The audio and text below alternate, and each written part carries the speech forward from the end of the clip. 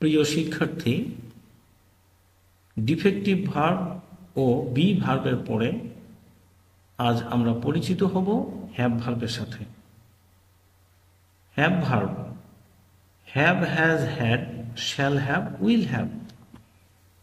এগুলোর পরে প্রিন্সিপাল ভার্বের ফার্স্ট পার্টিসিপল ফর্ম বসে। In English, have verb: have, has, had, shall have, will have. After this, principal verb will be past participle form. আমরা এ পর্যন্ত defective verb, be verb ও have ভার্বের সাথে পরিচিত হলাম। এখন আমরা চতুর্থ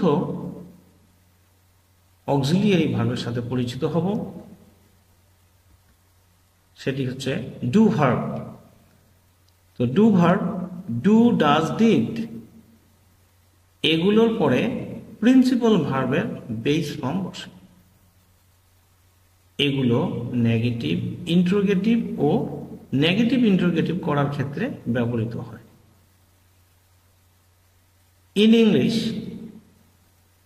we can say do verb: do, does, did. After this, principal verb will be base form.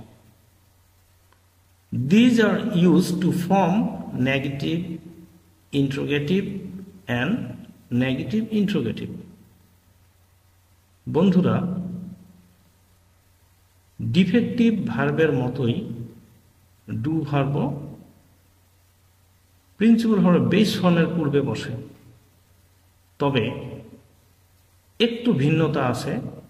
পরবর্তীতে আমরা যখন সেন্টেন্স তৈরি করব তখন এগুলো বিস্তারিত জানতে পারবে। তবে এতটুকুই মনে রাখতে হবে, ডু ভার্ব ব্যবহৃত হয় নেগেটিভ করার ক্ষেত্রে, ইন্টারোগেটিভ করার ক্ষেত্রে এবং নেগেটিভ ইন্টারোগেটিভ করার ক্ষেত্রে। সেগুলো কিভাবে হয় আমাদের সাথেই থাকো। আগামী দিনে আমরা এগুলো নিয়ে আরো বিস্তারিত আলোচনা করব। সে পর্যন্ত সবাই সুস্থ থাকো। আল্লাহ হাফেজ।